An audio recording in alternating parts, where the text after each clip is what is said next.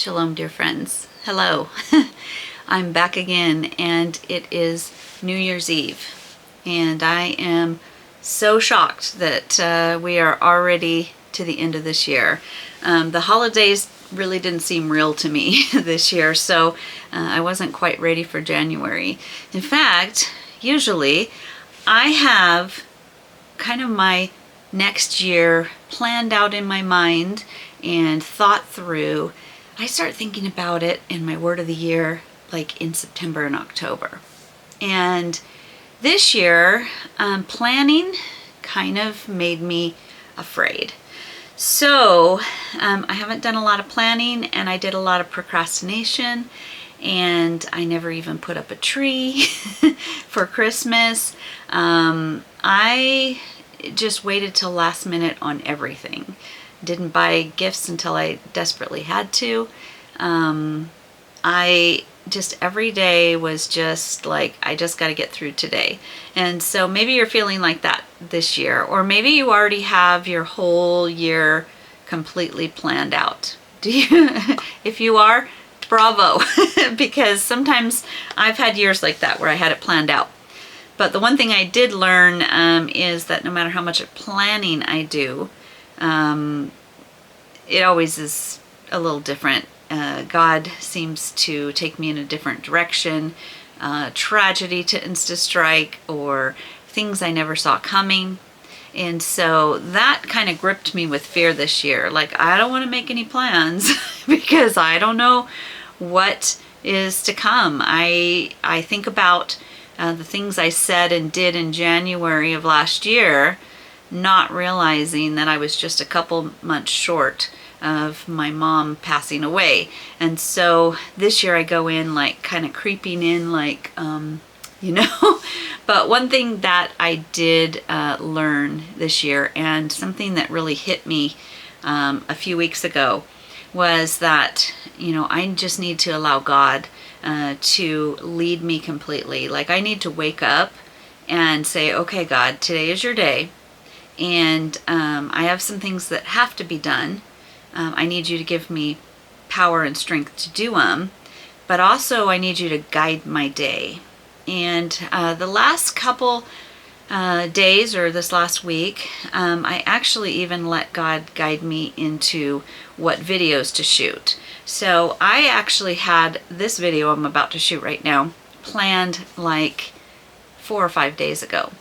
And I had it all set in my mind. It was going to be beautifully shot with all kinds of editing.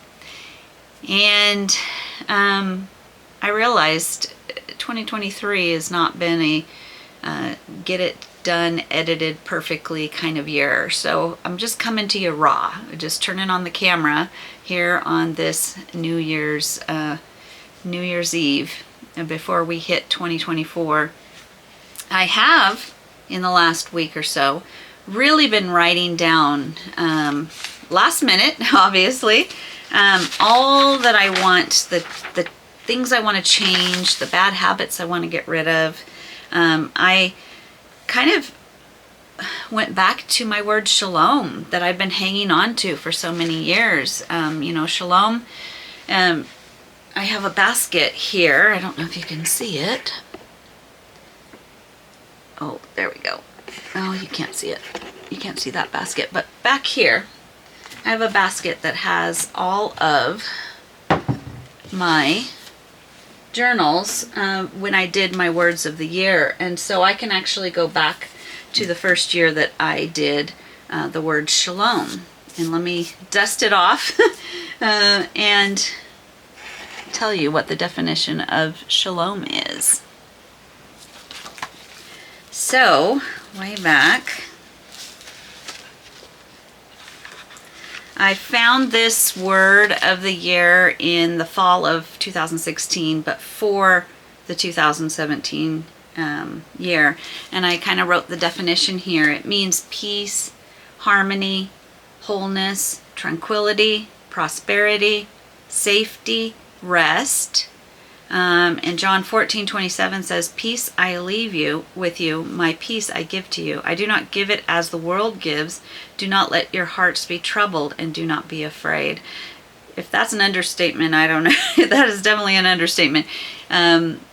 Peace from God is not exactly what you're thinking of for, what the world thinks of, because God's peace can actually take you through a war, take you through a tragedy, take you through a darkness and a dark valley, and yet still give you peace through it.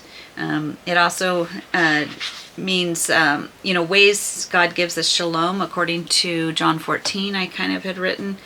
Know him, and you will know peace. Have faith in him, and you will do great things. He will answer your prayers. Obey what he commands, and he will give you a counselor. That's the Holy Spirit. He will not leave you as orphans.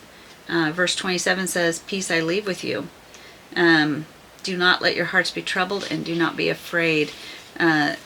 John 14 is a really great chapter to read. But as I venture into a whole new year, that whoever thought I never thought about 2024. I never thought about 2020. I mean, I was in the 1900s, 1980s, 1970s, 1990s with my children.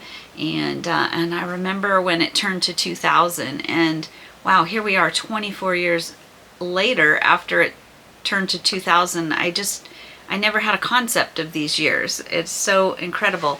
So to be saying, here we go, tomorrow brings 2024 is pretty incredible. But I started to think about shalom, and to have complete shalom, you need to have it in your mind, your body, and your spirit. And so I kind of just wrote myself a list of, for my mind, I need mental clarity. My head has been so foggy with grief and with so much this year. I need enough sleep.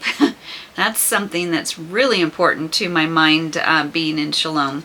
Rest from electronics. You ever get like a headache from you've been on the computer too much? In fact, here I am right here.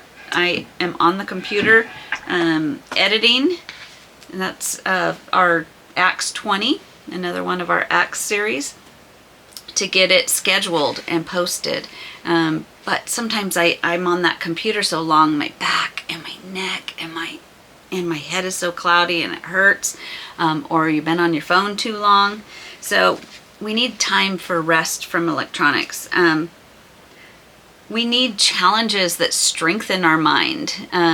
Even just like crossword puzzles. And I'm thinking about a few weeks ago, actually maybe 3 or 4 weeks, I'm not sure. All of a sudden, I've always struggled with speech, getting what is in my head out my mouth properly. And I don't always pronounce words correctly, and I did have a reading disability. However, the last 3 weeks, something happened where I don't know if I was so tired or so stressed out, or if it was the holidays or no sleep, I don't know what it was, or if I had a stroke of some kind in there. But all of a sudden I had about a week and a half where I almost couldn't pronounce words. It was almost scary. Am I getting dementia? What's going on? And so I've really been aware that I need to start doing things to stretch and practice my mind. So if you guys have any ideas of that, put them in the comments, because I need to start doing that. But you'll notice the videos that I've been bringing on, see, right there, that I've been posting in the last couple days. I actually had to cut parts out where I couldn't even say the word in one of the verses, robber.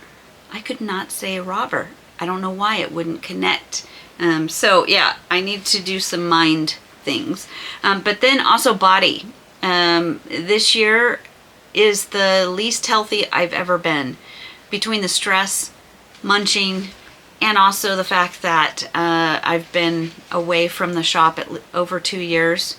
And I used to have a really long set of stairs.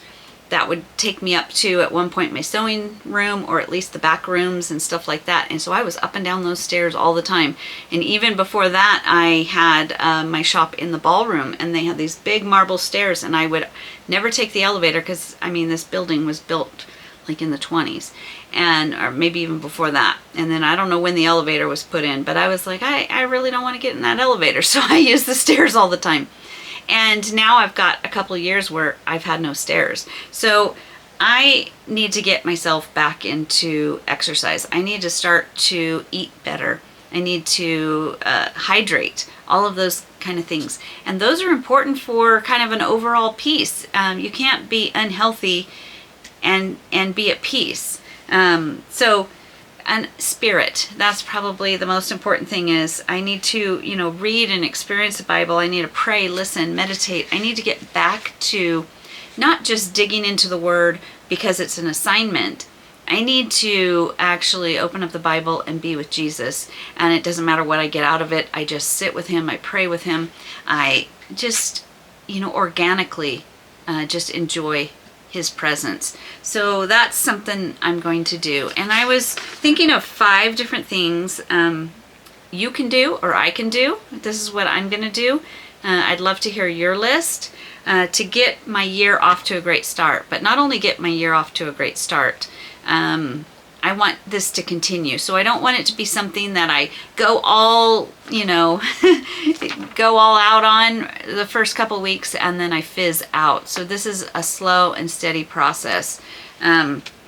So I just started jotting down a list. I put number 1, replace a bad habit with a good habit. And so that would be an example, like a bad habit. It's proven that if you focus on trying to get rid of a bad habit, it will actually get worse. Like, say you're an alcoholic and you focus that I can't have alcohol.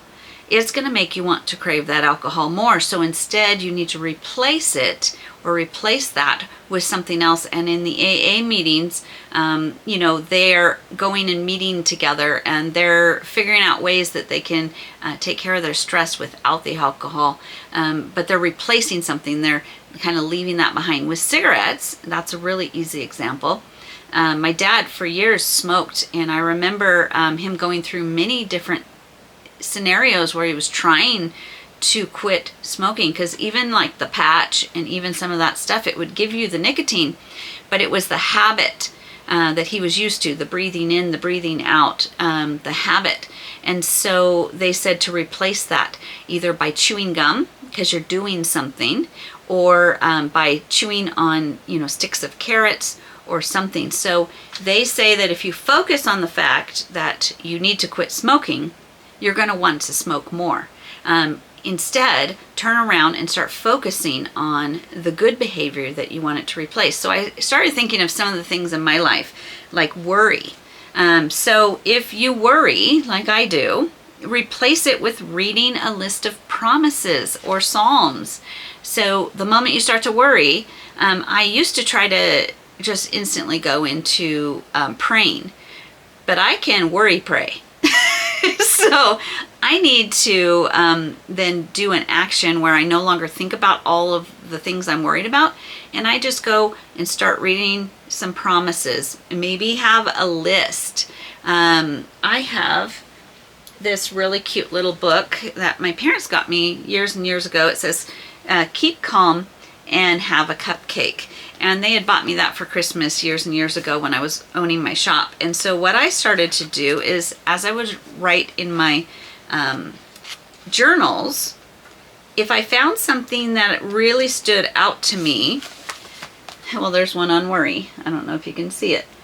But it says, worry sees the problem, but faith sees God, who can handle the problem.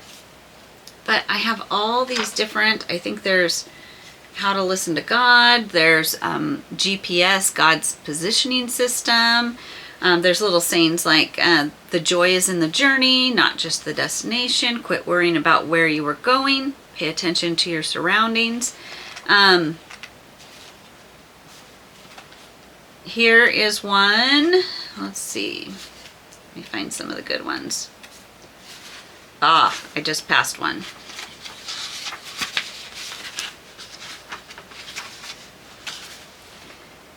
faith over feelings. So I did like little things like that, verses, promises in the Bible. Don't worry about tomorrow. Tomorrow has enough. Trust and surrender. So what I can do is the moment I start worrying, I can go grab this book and I can get some quick verses, some quick promises, some quick, like, I don't have to dig very far. That one right there, be God's woman in God's place, doing God's work in God's way. Here, sometimes hardship comes as a result of obeying God. Do it anyway. It gives me just some little, here's some sermon notes. But I have my main journals where I will just kind of write things out, and they're so long that they aren't the quick fix I need. If I'm in a state of worry or in the middle of the night and I'm waking up and I can't sleep, I can grab this and I can just thumb through it and remind myself of God's promises and who He is. Maybe a book like this, which I have been trying to. Here is my book on my word of the year last year, which is worship. I tried to figure out halfway through the year why God had chosen worship as my word of the year. And then on a year that we had so much death and we had so much sorrow and so much misery and so much frustration. And then I asked my dad, even in the middle of it, I'm like, why was my word worry? And he says, maybe because it's easy to worship God when things are going well. And it's harder to worship God when things are not going well. And so I didn't get to do, like, I only filled this many of the pages from last year. So this year, my word of the year is going to be worship again. I'm going to do what I wanted to do.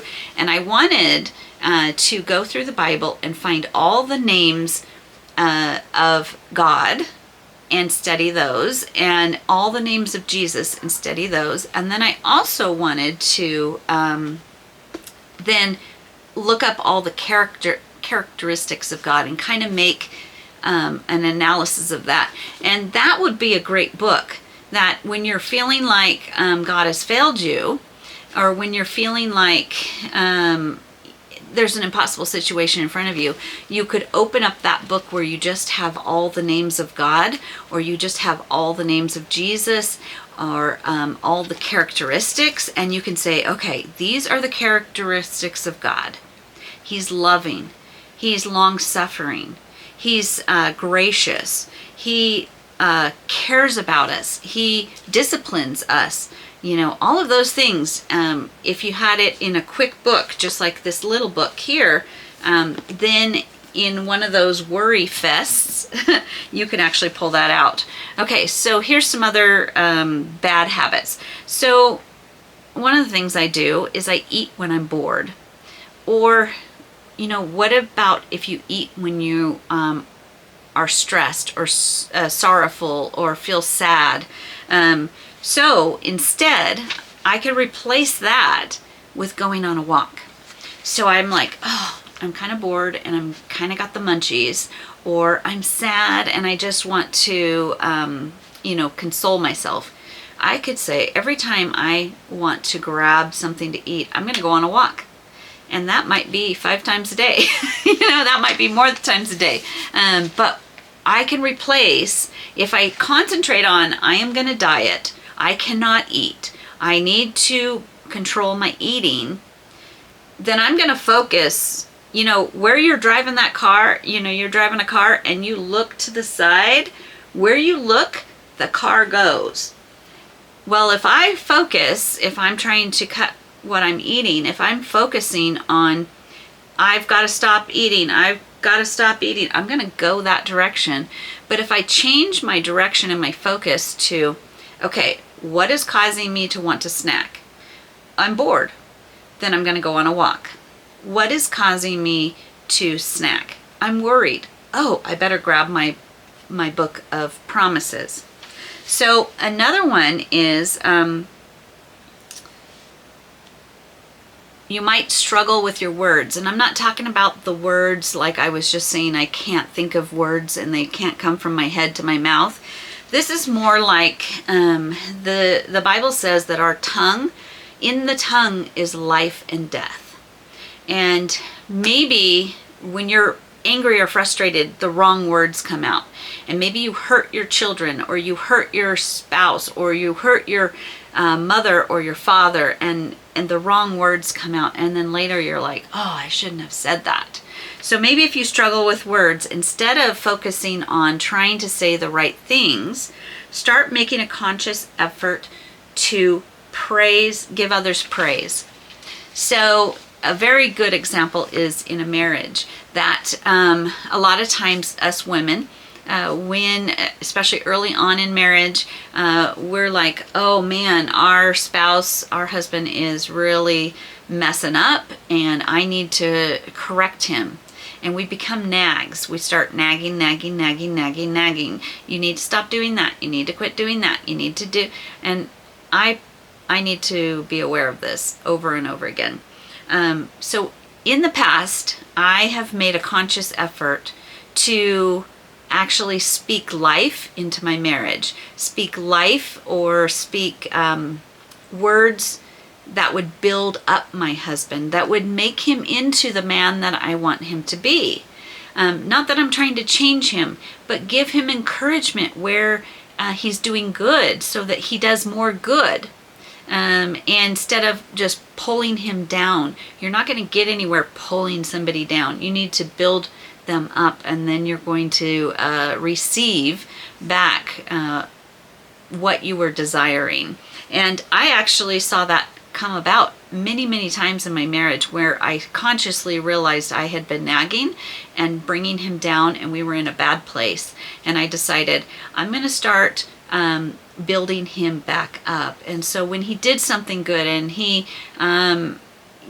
built something beautiful, or took out the trash, or did the dishes, I'd be like, you know what, thank you so much for doing that. You have no idea how tired I was tonight. Thank you so much. You were such a good husband for taking care of my needs. Thank you for bringing me coffee. Whatever that is, maybe it's with a family member that you need to change how you speak.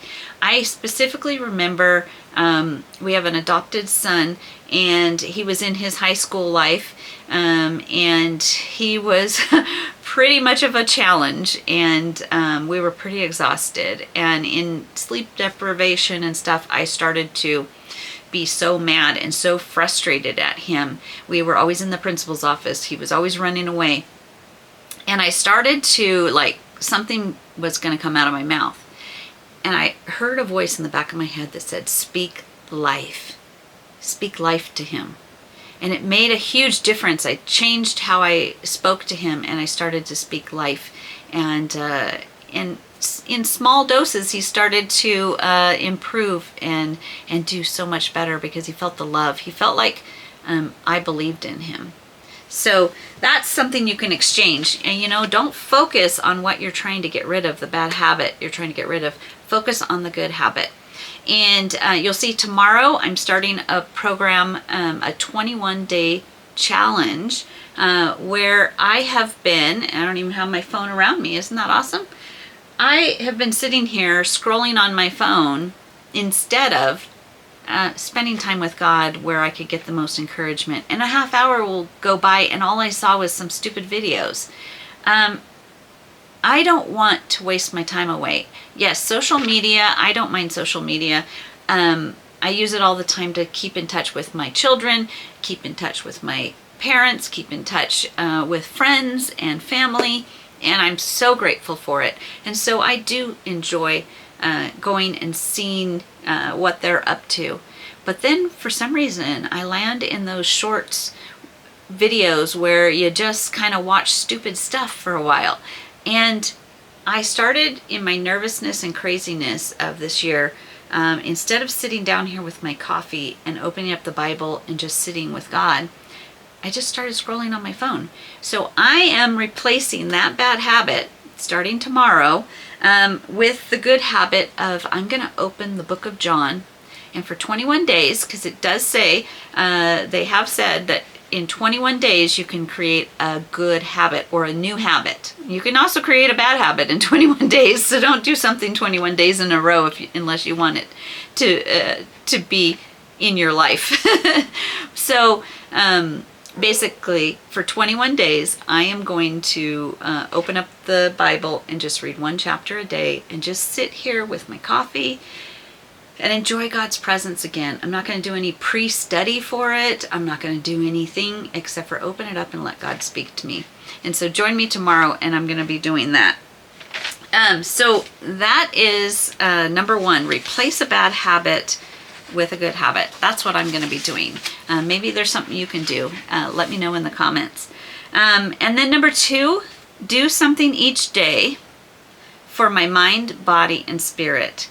So I don't want to make it like a lot of Januaries. I go in, I'm going to have this great exercise program. I'm going to exercise for this many minutes a day. I'm going to read the Bible all the way through. I get these huge, massive plans. But instead, I want to just focus. I want to narrow down. I want to just focus on the moment, focus on the one day I can handle, the one day I have control over, if I even have control over that, the one moment I might have control over. And I want to do one thing a day for each my mind, my body, and my spirit. So some of those things for mind, I could learn something new, something creative. Use your gifts that God has given you. Use your God-given gifts. Be creative. That helps the mind. Maybe do a puzzle. Do something that's going to expand my mind and improve my mind. That's something I want to do every day. And it doesn't have to be listed. I just know every day I want to do one thing. Maybe two if I'm lucky. And then for my body, I need to do one thing a day. Do something every day. I need to try to figure out how I can get better rest and just work on today. Don't work on tomorrow. Don't work on the next day or the whole year. Just work on today. I need to today get healthy food. What can I do today to put better food in my mouth? Maybe take the extra time to make a salad instead of grabbing something easy out of the fridge. I need to go walk in the sunshine, or I need sunshine. Vitamin D is so important. So maybe doing something, activity outside. Maybe I need to go on a walk. But I don't want it to be like I have to. I want to just do one thing a day and just be active once a day, doing something. And then, of course, my vitamins, and, I also wrote activity, which I just talked about. And then for spirit, for my spirit, I need to do something like block out quiet time with God, which is what I'm doing starting tomorrow morning, and we're going to do it for 21 days. Please, Lord, help us to be able to do this for 21 days and longer if possible. But I'm going to take it one day at a time. And I'm not going to be real strict about it has to be at this certain time, because my life is unpredictable right now. So I will just find a spot in the middle of it, whether I have to pull over on the side of the road and have that time, or whether I go during one of my walks and have that time, whether I am sitting in a doctor's office and having that time with my headphones on so I can't hear anything. And then reaching out and helping somebody. That's another idea for helping your spirit, because when you are helping someone else, when you reach out to do something for someone else, you have no idea what that does for your spirit. This summer, Jay and I got the opportunity to kind of do a makeover on our other channel for this kid named Chance that Jay works with.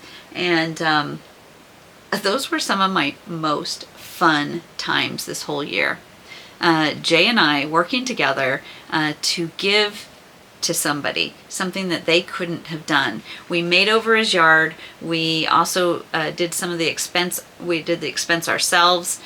So I don't know, each time that he got a new part of his yard done the way he'd always wanted and dreamed to do, and yet he didn't have the money to do it, and he didn't have the knowledge or the energy.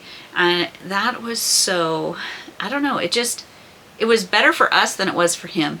Let's just say that. And those times were the times I was happiest this year. So reach out, find something you can do, either with your own talents and gifts, or just maybe somebody standing in line. Give them a compliment. Do something nice to somebody, and that's going to help your spirit as well. Ask God to help you grow and heal. And that is huge, because God can slowly, whatever you're hurting from, you might have childhood abuse, you might have, a broken marriage, you might be lonely, you might have a mental illness, you may have all kinds of things that are just horrific or hard. But believe it or not, you can actually ask God to help you grow and to heal. And then you actually just make a time with him every day to start opening up his word, sitting and praying with him, having quiet, put your phone away, and let him start to bring things out. God has even brought experiences into my life that have helped me heal. One is the fact that since I was a child, I am afraid of doctors and nurses. My mom was a nurse, an RN nurse, and we spent a lot of time in hospitals and nurses and convalescent homes. I didn't like the smell of them. They made me tired and bored, but they also brought a lot of fear. And I even have some really scary things that happened while I was in hospitals and doctors, and it's just, I have a lot of baggage with that. This year, all I did was spend time in doctors' offices, hospitals, and convalescent homes, or, rehabilitation. And I had a few breakdowns. And there was one time I just had this massive panic attack in one of the rehabilitation centers that we had to bring my father-in-law to. And it was hot, and there was no place to sit, and I started to get panic attacks, and the smells and all the things, and just all the childhood memories. And yet God used that to peel a layer that I needed to be healed from. I wouldn't want to go through it again, but as I've done it, I have been able to then dig into the Word of God and say, okay, God, I'm struggling. I've journaled it. And he said, you know what? What you didn't realize is I was standing right next to you. I was taking care of you. You're going to be okay. Let's get this up and out, and deal with it once and for all. And this whole year was that. So ask God to help you do some deep healing if you need healing. Ask God to help you grow, because you know what? Sometimes I'm a little bit of a brat. I can be a little bit spoiled, and I'm like, I don't like that, and I don't want to do that. And God is like, we're going to do it. And we're going to do it anyway. And I can't tell you all the different things that God has brought a verse to mind that basically said, you care more about other people's opinions than you care about me. And I was like, oh, he's so right. And so I had to strip that away. So God can help you grow and heal in the new year if you just ask him. And let him lead you through the scriptures. Let him lead you through experiences. Let him lead you through all different things, and watch in the next couple of years as you become stronger and stronger and grow closer to God, and you heal on the inside. Also, I've got this basket of my word of the year. Choose a word of the year. What word of the year has done for me is I don't do it to be like, there's some worldly ways of doing it. Like, you can say success is my word of the year and I'm going to go conquer it. No, let God bring you your word of the year, and he will work on something. Let me tell you something. In 20, 2022, my word, I felt like God was telling me trust was my word. And so I picked, all of my words have had shalom since 2017. It's shalom, freedom, shalom, obey, shalom, trust, and so it's shalom, trust was my word in 2022. And I kind of didn't want it because I obviously dealt with the fact that, I have an issue with trust. I have an issue with trust because a lot of people have disappointed me, have hurt me. People I have trusted the most have been just not good. And so I have been disappointed, and I put that on God. Because if I've grown up learning not to trust, then I have a hard time trusting God. And so he started to walk me through all of that year on how to trust him. And it was a little bit painful, and it brought up some stuff and everything. So much so, and ironically, I bought a bigger journal than I normally do. I just like the cover and stuff. And so I was only halfway through it at the end of 2022, which turned out to be a really good thing, because even though my word was worship, I hardly got to put much in here. I continued working on trust. And so I finally, last week, completed the last page of my word trust. And I had 3 pages left, and I finally finished it. And here we are 2 years later. And what did I write in my last pages?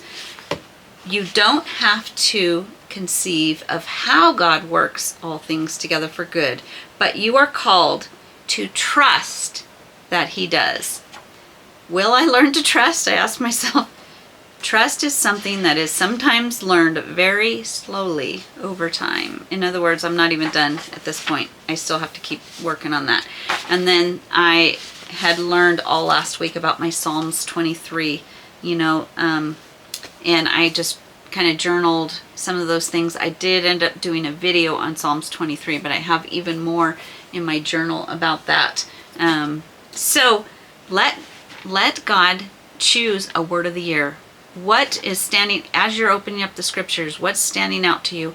As you listen to sermons, what word is kind of coming up that you can actually, I usually open up, I get a new journal, and then I open it up and I write my word, and then I write the definition. I go to Google or a dictionary, and even better, I'll go to a biblical definition or biblical dictionary, and I'll write down all of that, and then I look up some of the words that coincide with it.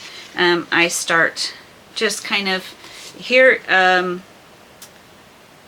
is worship in Hebrew. I actually found some information on worship in Hebrew. So choose, that's another thing you can do. I'm going to do it again. I'm going to do worship. I'm just going to do worship one more year. But choose a word of the year. So that's do something each day for your mind, your body, and your spirit. Don't make a long-term plan. Just take it one day at a time and let God show you. And then number 3 is find a tribe. And that's a modern day way of saying find a family. It doesn't have to be a blood family. It can be a family of people that you gather around you that are like-minded, that encourage you and strengthen you and bring you up. And our Sunday night Bible study group is that for me. I know that they're going to show up at my house in my front room every Sunday afternoon. And we're going to encourage each other. We're going to dig into the Word. We're going to hash through some hard scriptures, because we are in Kings, 2 Kings and Chronicles, and there's a lot of killing, and we're going to hash through some hard stuff together, but we're also going to walk through life together. And we have a Facebook group where all week long I'm posting videos on our passage, but then the other members are throwing in some encouragement, and they're throwing in some videos that they found that are really encouraging, or a post that's has a verse in it that says keep going or whatever. So we just encourage each other, and they've been my little family. If you don't have that locally, if you don't have a church, if you don't have a group of friends, I do encourage you to try to go out there and find them. Make your own Bible study. A lot of the people in our Bible study are our neighbors. We just started to get to know our neighbors and said, hey, do you want to come over? Ironically, ours actually started with our neighbor across the street before we even lived here, because we were their neighbor on the other side. Long story. But we kept saying, we should get together. So we started getting together at breakfast on Sundays once a month. And then we went to their house, and then we're like, hey, we should kind of get a Christian book or something and go through it. So we did that. And then we're like, we should go through the Bible. And we started doing that. And then we started inviting other neighbors. And then everybody started inviting other people. And now there's people from all over. I had some of my employees in it. So there are people right in front of you that God has put there so that they can, be a little tribe for you. So find some like-minded Christians, some people that are going to lift you up and keep encouraging you to trust God, to disciple you, to dig into the Word, and all of those things. Don't do the friends that are going to pull you down, because you are like the people you hang out with. But if you don't have all of those things and you need someone, we can be that here. On Fridays, every Friday, we've been going through the book of Acts. There's a group of us, and we would love for you to join us. I tried to get the Facebook group started just like I do for Sunday nights, and we just didn't have a lot of people interested, or a lot of people responding. They weren't liking and commenting. That's another thing. If you want this to be your group, get in there and start commenting. Even if you say, hello, I'm such and such, and I just wanted to say hi. You don't have to say anything profound. Let us start to get to know you. And that way we can become your group, because we'll start praying for you. We'll start, encouraging you. Get in the comments and throw a verse for somebody who's maybe struggling.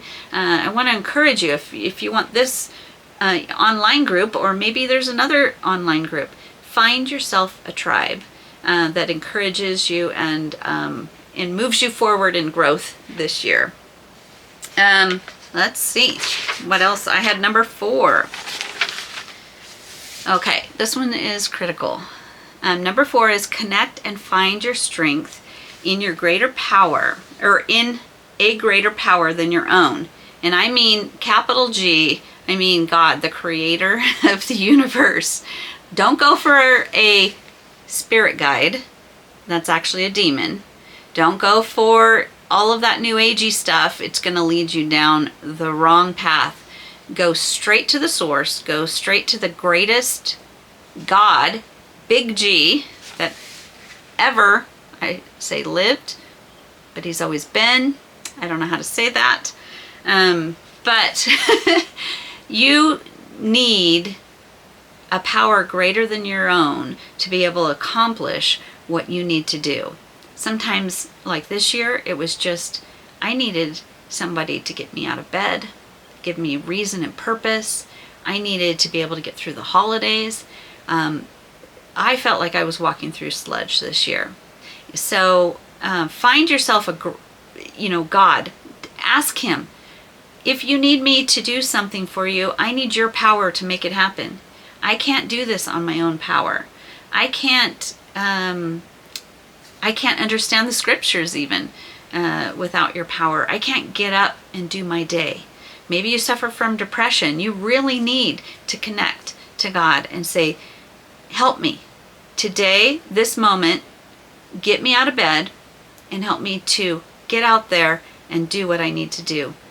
Talk to the people I need to talk to, give to the people I need to give to, do all the things. So yeah, connect, find your strength through God. Let's see.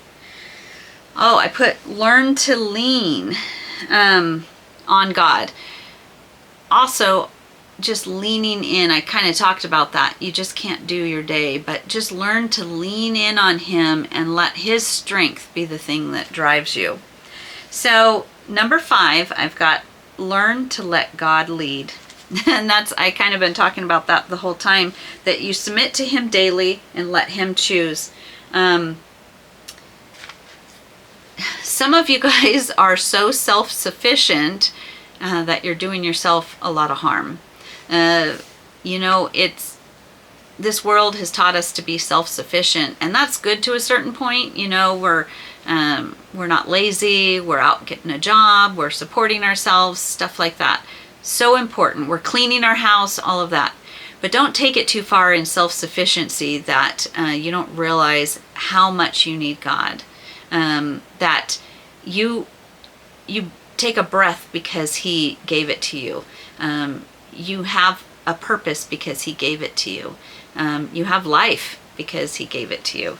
So learn to let God lead. And that's one thing I'm doing this year, is a lot of times I feel like God is leading me somewhere. So I'm like, okay, God, this is what we're doing. And I just kind of take off and I make plans and I start trying to put in all the pieces. I'm smart enough. I've been in marketing. I've run my own business. I can do this. And then this year I realized that I can't even wake up in the morning. I can't even function because life has been so hard. So I need God. So I need to let him lead. I need to wake up in the morning and say, yeah, there's stuff on my calendar that I need to do. I need to meet with this bride. I need to take somebody to a doctor appointment. I need this. But what do you really want me to do? What videos do you want me to post? What passage do you want me to read? What do you want me to eat? He would want me to eat healthy. I would want to eat candy. So let him lead every day. And I think in 2024, I think my goal is to wake up and ask him, what do you want me to do today, God? I need your guidance. I need you to lead me. So, and then a couple bonuses, basically I've already said it, is focus on the 24 hours in front of you and take it one choice at a time. Don't try to think about how in 2023 you're going to be more financially fit, you're going to be more physically fit, you're going to start a business, you're going to do this, you're going to do that.